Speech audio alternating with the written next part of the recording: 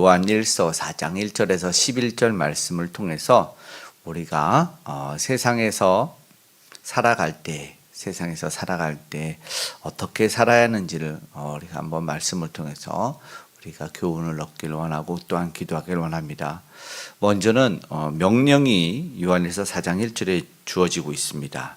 사랑하는 자들아 영을 다 믿지 말고 하나님께 오직 영들이 하나님께 속하였나 분별하라 이렇게 말합니다. 분별하라. 분별하는 것이 로마서 12장 2절의 말씀에도 그렇게 주어지죠. 우리가 마치 세상에 속했나 아니면 그것이 하나님의 선하시고 기뻐하시고 온전한 뜻이 무엇인지 분별하도록 하라. 세상을 살아갈 때 세상에 따라가지 않는 세상의 패턴을 쫓지 않고 정말 하나님의 영에 속했는지 요한 사도도 마찬가지로 명령하고 있는 것을 보게 됩니다. 영들 하나님의 자녀들을 넘어뜨리게 하는 이 악한 영들의 목적이 있을 것입니다. 그런데 우리가 이제 세상에서 왜 분별해야 되냐는 이런 강한 명령을 받냐면 세상에서 속기 굉장히 쉽기 때문입니다. 왜냐하면 알아차리기가 너무 어려워요. 우리가 소위 말하는 이단이나 사이비, 유사복음 같은 것만 보더라도 분별하기가 너무 어렵습니다. 이상하게 왜 저런 곳에 사람들이 미혹되어 끌려가나 했더니 말하는 것이 이 미혹의 영이다라는 것이죠. 그냥 속을 수밖에 없는 것 같습니다. 그리고 무엇보다 너무 친절하고 하나님의 이름을 대면서 접근해요. 그렇기 때문에 속을 수밖에 없는 것 같아요. 그런데 우리가 알지만 하나님의 영광 한다고 해서 교회가 하나님께 영광을 돌리지 않고 목회자도 하나님께 영광을 돌리지 않는 경우가 많이 있거든요. 그런데 그 열매를 보지 않는 이상은 속을 수밖에 없는 것 같습니다. 우리도 사실은 주위에 많이 있잖아요. 정말 신실한 사람이었고 교회도 잘 다니고 너무나 착한 사람이고 그랬는데 어느덧 훗날에 보니까 이단에 빠져 있더라. 그럴 것 같지 않은 사람이 이단에 빠져 있더라. 이런 일들을 종종 많이 듣는 것 같아요. 기억하는 것 같아요. 중요한 것은 그들도 영을 분별하지 못해서 그랬을 것 같아요. 그러니까 내 욕심대로 내 상황대로 해석을 하면 이게 은혜 받은 건지 모를 때가 있어요. 내가 나한테만 정말 참 좋은 것이구나 생각하면 분별이 안 될 수 있어요. 무조건이 아니거든요. 좋으면 좋다가 아닌데 이 복음이라는 것이 천편일률적으로 모두에게 적용이 되지 않는데 속는 것이죠. 2절과 3절에 말하는 것을 보면은 어떠한 얘기를 하냐면 분별의 영이 가장 좋은 것이 이 사도 요한이 기록한 당시는 사실은 지금부터 거의 2000년 전에 가까운데 그 당시에 가장 큰 이단이 주 세력이 영지주의자라는 사람들이었어요. 그러니까는 영은 선하고 육은 악하다. 그래서 하나님이라는 신이 이 인간의 몸을 이끌 수 없다. 그러니까는 예수 그리스도는 인간이지 하나님이 될 수 없다. 그게 이 말에 미혹이 된 거예요. 그러니까는 여기서 말하는 가장 강력한 것은 뭐냐면 3절에 예수를 시인하지 않는 영마다 하나님께 속한 것이 아니다라고 말합니다. 그러니까 예수님에 대해서 의심을 하게 만드는 거예요. 이 땅에 오신 예수 그리스도가 누구냐? 사실 우리나라에도 예수님이라고 사칭하는 이들이 이단이 공식적으로 50명 정도라고 합니다. 지금도 여전히 똑같은 것 같아요. 분별이 안 되는 거예요. 저 그리스도의 영이다라고 말해요. 세상에 있는 거예요. 2000년 전에도 있었는데 동일하게 어떻게 이렇게 미혹하는 영들이 많이 있는지 오늘 우리는 생각해 보아야 될 것 같습니다. 그들이 하나님의 이름을 대고 그들이 전하는 메시지가 여전히 분별하기 어렵고 혼란스럽기 때문인 겁니다. 현대에도 이런 일들이 일어났다고 하는 것이 참 이해가 되지 않아요. 성경에 기록되지 않았는데 나름의 해석으로 인해서 어머니 하나님도 존재하지 않냐. 왜 하나님이 인간을 창조했을 때 여자도 창조했다면 하나님에게도 여자가 있는 거다. 그래서 어머니 하나님을 만들어내는 생각보다 많은 사람들이 미혹돼요. 그 어머니 하나님이라는 그 종파는 거의 한 20만 명 정도라고 하는데 적지 않은 수의 이단입니다. 굉장히 큰 수를 가지고 있어요. 그런데 속는다는 겁니다. 그런데 정말 중요한 것을 보면 아까 말씀드린 결과를 보고 열매를 봐야 되는데 예수의 이름을 말하고 하나님의 이름을 말하는데 훗날에 보면 자기들의 왕국을 건설하고 있는 것을 보게 돼요. 자기들의. 그런 경우가 정말 있더라고요. 안타깝죠. 4절의 말씀을 봅니다. 요한일서 4장 4절 자녀들아 라고 말하면서 하나님께 속하였고 그들이 또 이기었다. 세상에 속하여서 살아갈 때 그들이 강해 보이고 커 보이고 많은 것을 가진 것 같아요. 그러나 중요한 것은 다시 한번 우리가 어떻게 승리할 수 있느냐. 너희 안에 계신 이가 세상에 있는 자보다 크다. 그러니까 적그리스도가 나타나서 큰 권력을 행사할지라도 아니면 어떤 물질적인 그런 행사할지라도 어떻게든 미혹할지라도 가장 큰 분이 누구인지라는 또다시 정체성의 문제로 이기고 승리하기를 원한다라는 것입니다. 이단들이 아무리 많을지라도 승리할 수 있다. 왜냐하면 하나님께 속한 자는 세상에 속하지 않았기 때문에 분별하지 않고 넘어가지 않는 것이에요. 속지 않습니다. 가장 크신 분이 우리와 함께한다는 사실을 기억해야 됩니다. 그래서 타협하지도 않고 복음과 진리를 가진 자들은 왜곡하는 데 동조하지 않는다는 것입니다. 저들이 부럽지 않은 거예요. 부러울 수가 없어요. 그래서 우리가 실패하지 않으려면 미혹되지 않고 분별하려면 내 안에 계신 그분을 가장 먼저 기억했으면 좋겠고 그분의 도움을 받았으면 좋겠습니다. 그렇지 않으면 이 미혹의 영을 알아차리기 없다는 것이죠. 6절의 말씀을 한번 볼까요? 6절의 말씀에 이렇게 되어 있습니다. 읽겠습니다. 우리는 하나님께 속하였으니 하나님을 아는 자는 우리의 말을 듣고 하나님께 속하지 아니하는 자는 우리의 말을 듣지 아니하나니 진리의 영과 미혹의 영을 이로써 아느니라. 네, 우리가 세상을 살아갈 때 분별해야 되고 미혹의 영을 알아차려야 된다는 것입니다. 미혹의 영을 알아차리는 것은 진리의 영과 구별된다는 것입니다. 분명한 차이를 가지고 있죠. 세상에 속했기 때문에 세상 말을 해요. 세상 것에 대해서 해석하고 세상 것에 대해서만 이야기를 해요. 거짓 복음은 예수 그리스도를 위함이 없습니다.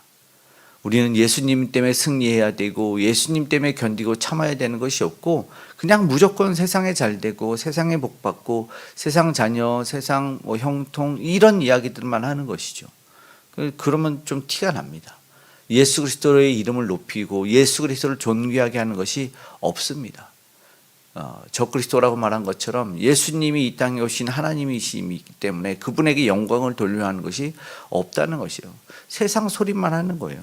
세상에 속한 소리 분별할 수가 있을 거라고 생각합니다. 왜냐하면 추구하는 가치관과 세계관이 다릅니다. 분명하게 다르죠. 하나님의 영에 붙들려 있으면 세상 것으로 아무리 유혹을 한다 해도 흔들리지 않고 뒤돌아보지 않는 거예요. 그런데 성경에는 이 뒤돌아봐서 소금 기둥이 된 것도 있지만 세상을 바라봤을 때 세상 가운데 많이 흔들리고 문제가 발생하는 일들이 보게 되거든요. 이 요셉의 딸 디나가 세겜 사람들에서 능멸을 당할 때도 세겜이 현란함과 그 문화에 속해서 문제가 생겼습니다. 그런 경우가 굉장히 많아요. 그런데 이기고 승리했을 때는 아브라함이 조카 롯에게 너가 보기 좋은 땅으로 가라고 해서 그 화려한 땅 소돔과 고모라를 택해서 가게 됩니다.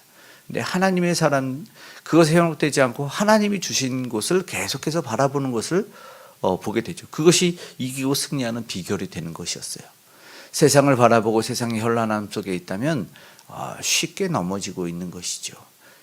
성경에서는 그것을 교훈하고 있습니다. 흔들리지 않고 유혹을 이기려면 하나님의 마음이 어디 있는지 하나님의 시선이 어디 있는지 여전히 우리가 보아야 된다는 것입니다. 그럴 때 우리가 넘어지려고 우리를 넘어뜨리려고 비집고 들어오는 틈을 막아낼 수 있고 흔들리지 않고 이겨낼 수 있을 것입니다. 말씀을 듣고 내가 지금 어디를 바라보는지 이 판단이 흐려지지 않도록 이 복음에 물타게 하는 세상에서 승리할 수 있기를 간절히 소망합니다. 말씀드린 것처럼 진리의 영 그리고 사랑에 속한 영을 봐야 된다는 것입니다. 진리의 영은 이제 7절에서 보니까 바로 이어지는 이제 단락이 바뀌는 것 같은데 사랑하는 자들아라고 말하면서 사랑에 속하였나라는 것이에요. 이 8절의 말씀을 보면은 사랑하지 아니하는 자는 하나님의 사랑을 알지 못하나니 하나님은 사랑이시비라. 이 본문을 통해서 이제 우리가 잘 아는 사랑의 교회의 이름이 나오고 그 교회가 추구해야 될 것을 이렇게 이름으로 삼았어요. 하나님은 사랑이십니다. 하나님에 대한 분명한 속성을 이야기하고 있어요. 사랑이 없는 곳에서 미혹이 발생이 되는 것이다라는 것이죠. 서로 사랑하자고도 하고 하나님에게 속했다는 것인데 이 사랑을 알지 못하면 하나님을 알지 못하는 거라고 볼 수가 있는 것입니다. 그런데 우리가 잘 보면 하나님은 사랑이야, 사랑해야 돼. 7절에도 우리가 서로 사랑하자. 하나님에게 이 사랑이라는 것은 속했기 때문이에요. 근데 실상 생활에서 사랑하려고 하면은 이게 되게 어려워요. 진짜 어려워요. 사랑한다는 것이 쉽지 않나요?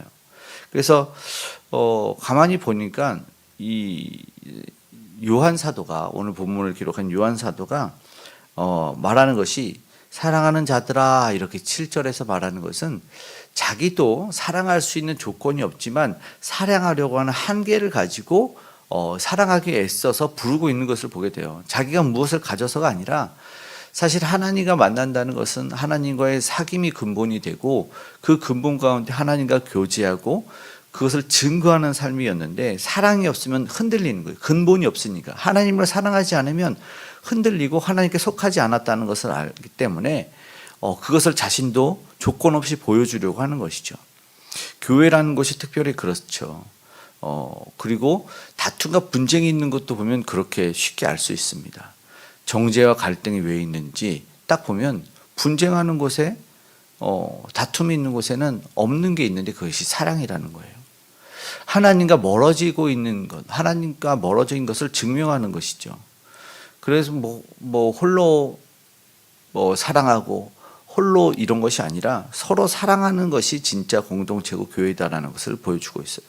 오늘 우리가 세상을 살아갈 때 이렇게 분별할 수 있는 것이 분명히 있을 텐데, 그것을 답으로 주어지는 것이 뭐냐면 오늘 본문의 9절에 이렇게 말하죠. 하나님의 사랑이 우리에게 이렇게 나타난 바 되었으니 하나님이 자기 독생자를 세상에 보내심은 그로 말미암아 우리를 살리려 하심이라. 이 요한일서 4장 9절의 말씀이 마치 요한복음 3장 16절과 같아 보이죠. 복음에 대한 이야기를 하고 있습니다. 세상에 대한 답, 세상을 살아갈 수 있을 때 우리에게 주어지는 절대적인 이야기, 그것을 이야기하고 있습니다. 하나님께서는 독생자를 세상에 보내셨습니다. 그 독생자가 세상에 와서 무엇을 하였냐면 하나님이 세상을 얼마나 사랑하는지를 보여주셨어요. 근데 그가 무엇을 했냐면 앞에서도 언급했고 10절에도 이야기하는 후반부가 화목제물로 그 아들을 보내셨다는 겁니다. 이 2장에서도 화목제물에 대한 것을 이야기하는데, 화목제물은 화해를 위해서 희생하고 스스로가 죽임을 당하는 거예요. 피 흘려 죽는 거예요. 어떻게 보면 되게 잔인하죠. 그 관계를 멀어지게 하고 깨트렸던 것을 없애기 위해서 제물이 되고 희생이 돼서 이것을 다시 한번 사랑을 할 수 있도록 증거하는 것인데, 그 이야기를 하는 것입니다. 언급했던 사랑. 그런데 우리가 사랑을 받을 수 있어서 이런 일이 있었던 것이 아니죠. 우리가 무언가를 가져서 능력이 있어서 우리가 잘나서 이 하나님의 사랑을 받을 수 있는 것이 아니다. 바로 예수 그리스도의 이 희생의 화목제물의 죽음을 통해서 우리가 사랑을 받았다는 이야기를 하고 있는 것이죠. 그러니까 자격이 없어요. 지금 우리가 사랑해야 되고 그 사랑이 하나님에게 속했으니 그것을 분별해야 되는 이야기를 하고, 세상에서 살아갈 때 무엇을 기억해야 되는지를 이야기하고 있는데, 정말 중요한 것은 현혹되고 착각하는 것이, 우리는 사랑받기 위해서 태어났다라는 그런 찬양을 하는 것처럼 우리가 마치 목적인 것 같은데 그게 아니에요. 예수 그리스도가 이렇게 결과적으로 희생했기 때문에 우리가 사랑받는 존재가 돼서 우리가 사랑받기 위해 태어난 자들이 된 거지, 이것이 만약에 앞뒤가 바뀌어서 주객이 전도돼서 우리가 사랑받아야 되니까 그래서 그는 마땅히 죽어야 되는 것이 아니다라는 것이죠. 자격이 없음에도 불구하고 예수 그리스도의 희생을 통해서 우리가 사랑받는 존재가 되었다는 것을 꼭 기억해야 됩니다. 어떤 조건도 없고 착각을 해서는 안 된다는 것이죠. 그래서 오늘 우리의 이 사랑, 정말 어려운 사랑을 왜 할 수 있냐면, 우리가 서로 사랑하는 것이 왜 가능하냐면 이 하나님이 진짜 사랑을 보여주셨기 때문이고, 그 사랑 때문에 오늘 우리가 사랑을 입어 하나님의 자녀가 되어서 하나님의 사랑을 알고 부를 수 있고 형제를 사랑할 수 있는 자격과 위치 가운데 있다는 것을 기억했으면 좋겠습니다. 그래서 11절에 무엇을 이야기하냐면 이제 그 예수 그리스도의 사랑이 우리 안에 있으니까 이렇게 말합니다. 우리를 사랑하셨은즉 우리도 서로 사랑하는 것이 마땅하도다. 이게 당연한 원리가 적용이 됐답니다. 사도 요한은 사랑하는 자들로 부르고 있어요. 그러니까 자신이 뭘 하냐면 실천하고 있습니다. 내가 자격이 없고 너희도 자격이 없지만 이 예수님 때문에 너희는 사랑하는 자들이다라고 자기가 이 자격 없으면 실천을 먼저 하고 있어요. 오늘 우리가 점검해야 될 것이 그겁니다. 세상을 살아갈 때 신앙생활로 교회 안에서 살아갈 때 이 사람 저 사람 우리가 동일하게 살아가고 있는지 이 지체 저 지체에 편견이 없는지 오늘 우리가 참된 사랑을 조건 없이 하는지를 먼저 돌아보기를 원합니다. 우리가 세상에서 그 사랑을 받았기 때문에 우리는 사랑받을 조건 없는데도 사랑을 받아서 그것이 나란 존재라는 것을 알았을 때 우리는 겸손히 내가 쉽게 가질 수 있는 미움도 질투도 시기도 내어 던지고 우리가 온전하게 주님이 나를 사랑한 것처럼 사랑할 수 있을 줄 믿습니다. 우리가 어떠한 존재로 사랑을 받았는지를 깨달았을 때 우리가 미혹되지 않고 진리의 영에 속해서 사랑을 실천하고 세상에서 그것을 드러낼 수 있는 삶을 살 수 있을 줄 믿습니다. 참된 사랑, 실천할 수 있는 그 사랑을 입고 오늘도 행복에 겪고 기쁨이 넘치는 저와 여러분 되기를 소망합니다.